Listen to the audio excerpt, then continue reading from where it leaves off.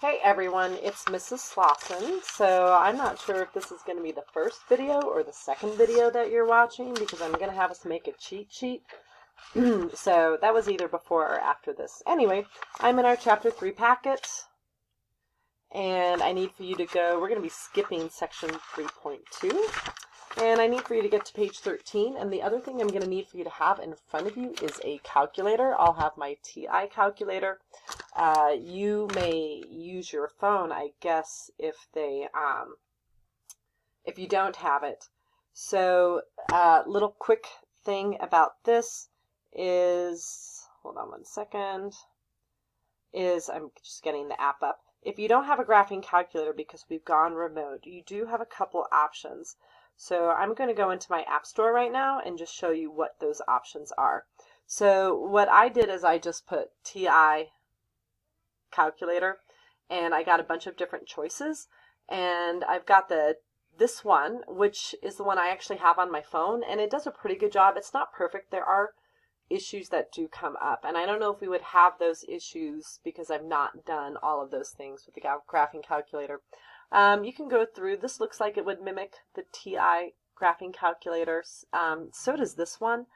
But if you do have money to spend, you can actually get the TI graphing calculator here.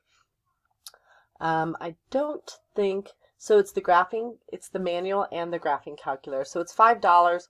So that's totally up to you. I think for now I would just probably not spend that $5 and get that. Okay, so anyway, let's go ahead and get started.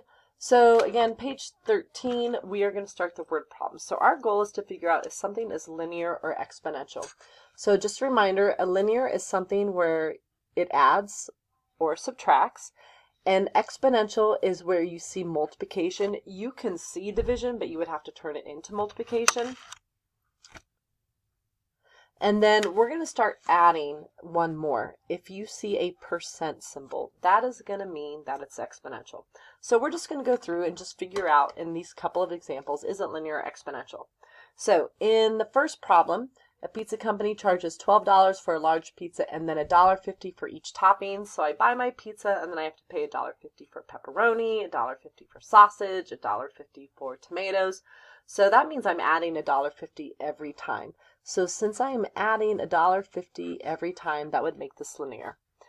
Number 2, the population in Denver was 682,545 in 2015, and it's growing at a rate of 5%. As soon as you see percent, because of that percent symbol, it is automatically going to be exponential. So again, that's something I just told you about.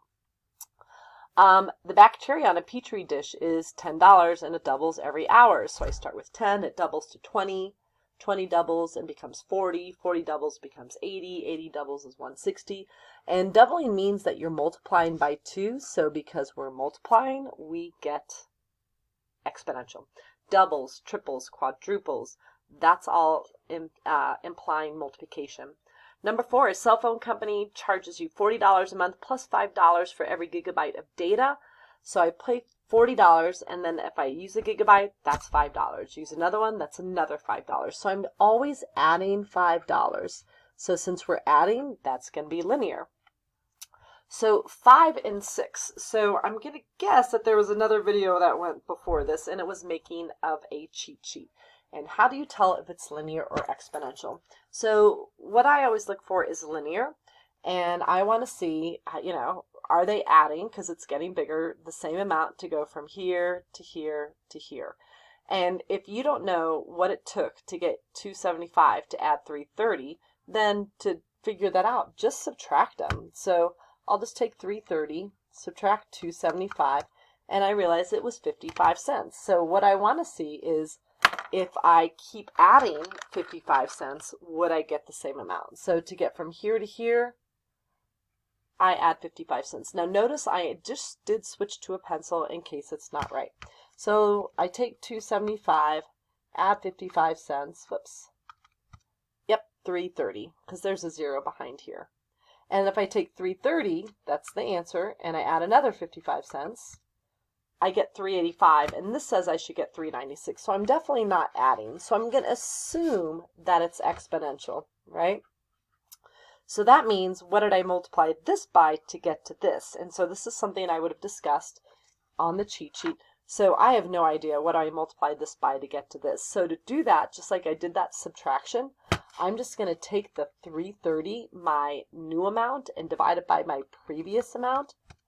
And then that's 1.2. So I should be taking this and multiplying it by 1.2. So just to show you again what that means is I have 2.75 times 1.2.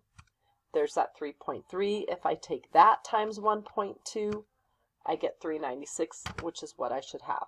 So as it turns out, yep, it's exponential because I keep multiplying by 1.2. So again, on this one, it's getting bigger. So again, I always like to check to see if it's adding. And if you don't know what it takes to get from 6 to 850 with adding, just undo that by subtracting. And that means I should be adding by 2.5 or $2.50.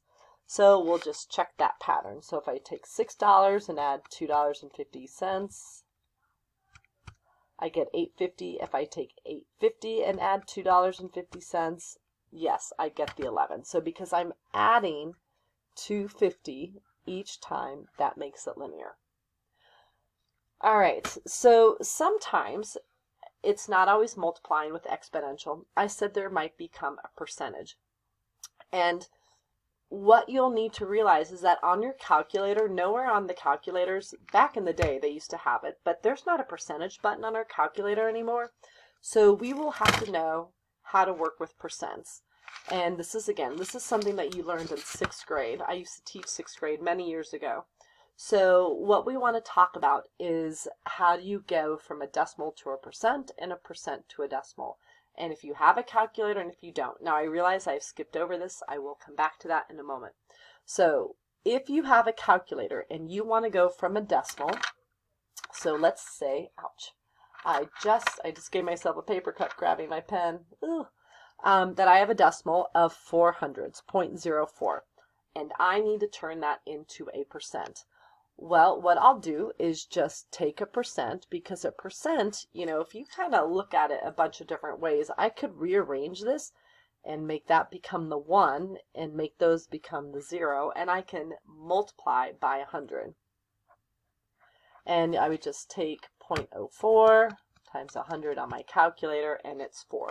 So 4% as a decimal is 4%, sorry, 0.04 as a decimal is 4% as a percent. If I want to go from a percent to a decimal, then the other thing I can look at is a percent symbol. If I just turn it a little bit sideways, kind of looks like a division sign. So if I have a percent of like 8.2% and I want to turn it into the decimal, then once I see that percent, I actually want to see that decimal, that division. And what I'll do is actually divide it by the 100, okay? Because a full percent is 100, a full amount is 100%. So if I do 8.2 and divide it by 100, I get 0.082. So these are equivalent versions of each other. This is the decimal and this is the percent. Now, if you don't have a calculator, it's actually pretty simple to do, and you just got to keep the alphabet in mind. You need to find out where your decimal is. So if I were starting with 5%, when I don't see a decimal, it's right here at the end. And if you think of the alphabet and I'm going from the letter D and I'm working my way to the letter P, I would have to move to the right.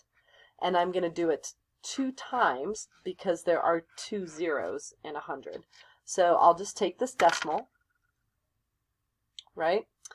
And to go from my decimal to my percent, again, this is 5 as a decimal, right?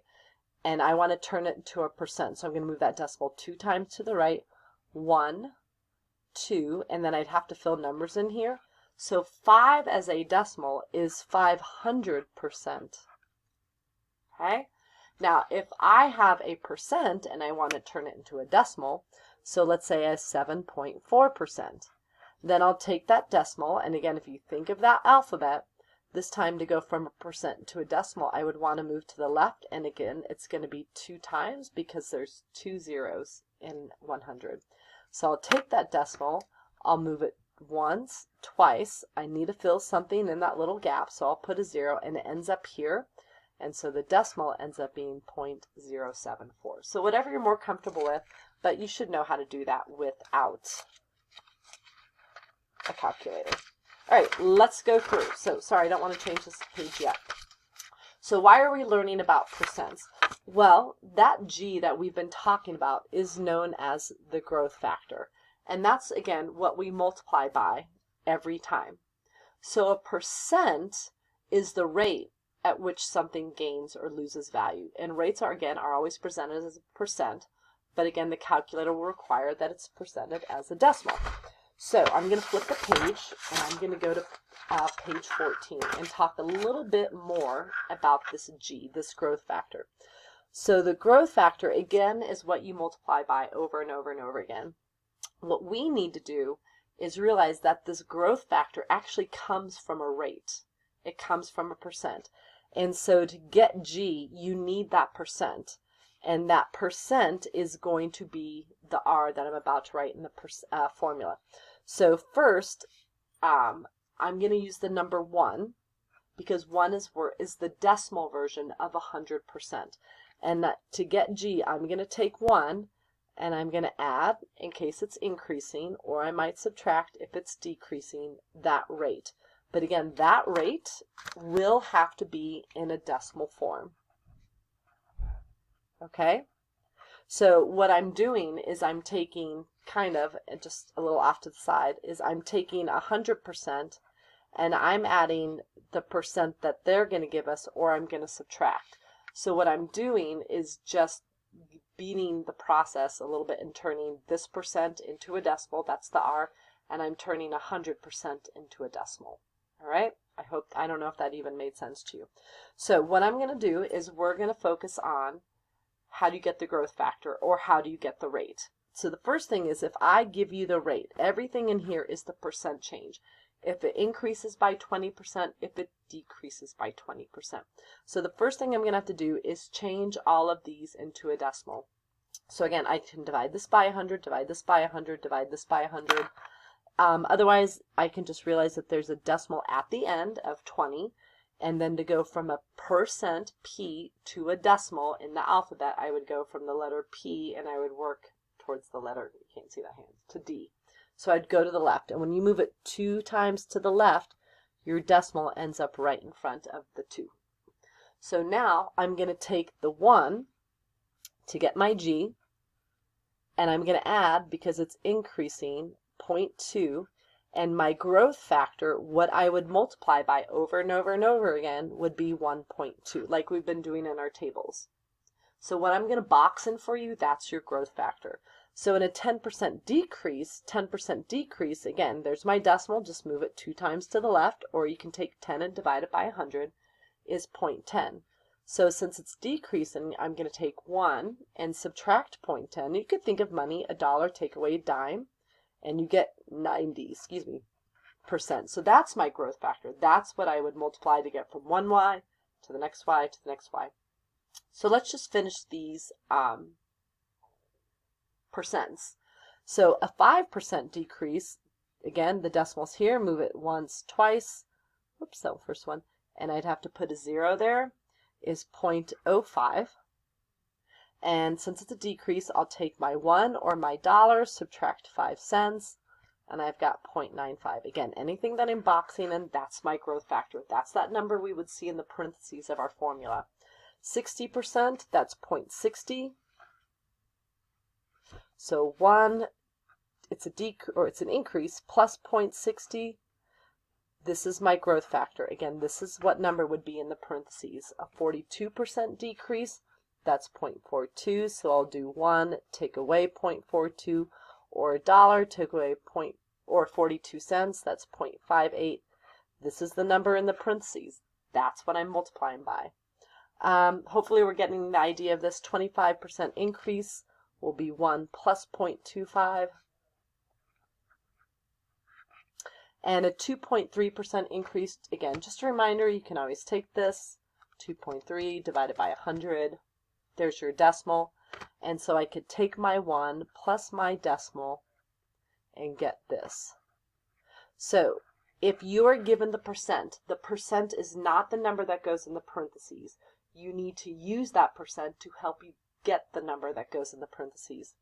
Now, if I do give you the growth factor, I might give you this to you. You might see 1.21 in parentheses. And I'm going to ask you, gosh, what's the rate that it grew at? Well, remember, this is G. And so that meant I took 1 plus some rate to get to 1.21. And that rate is 0.21, but that's the decimal, and I won't ask you the decimal. I'll ask you the percent. So again, to go from a D, letter D, to the letter P, I would move 2 times to the right, and it would actually become 21%. So it would be growing by 21%. All right? 0.94, again, this is the number that you would see in parentheses. So to get 0.94, I took 1 and subtracted that rate. So 1, if I had $1, how much would I have to spend to have 94 cents? That R would be 0.06 for 6%. But again, I need the percent version of that decimal. So move it 2 times to the right, and your rate of decrease is 6%. So here, again, that's the number in parentheses. So to get 1.12, I had to take 1 plus that rate. So what do I have to add to $1 to get to $1.12? That's 12 cents. But again, I want that as a percent, and that's 12%. All right? So again, 60, that's to get to to get to 0.60, I had $1, and how much did I subtract from $1 to get to 60 cents? That would be 40 cents. And then again, I'll want the percent version, so move that decimal 2 times to the right, and it would be 40%. So again, what I'm circling now, that's the rate. The rate never goes in the parentheses. The rate helps get you G. And this one, maybe you're starting to see it. So this one, it's a 35% increase. What's this one? It's more than 1. It's a, well, let's actually walk through this one. So how much do I have to add to 1? To get to this, I'd have to add 0.004, and when I move that decimal 2 times to the right once and then twice, I have a 0.4, I'm going to write it here, percent. And you can have 0.4%, absolutely. All right, so that is that. So what I'm going to have you do now is I'm actually going to stop this video, and you are going to move into Schoology. So hold on, I'm going to tell you what you're looking for. Give me a moment, I'm going to pause. All right, so I'm in the week 11 folder. Now, when you're looking, you actually see a lot more than what I'm seeing because I filled this folder up.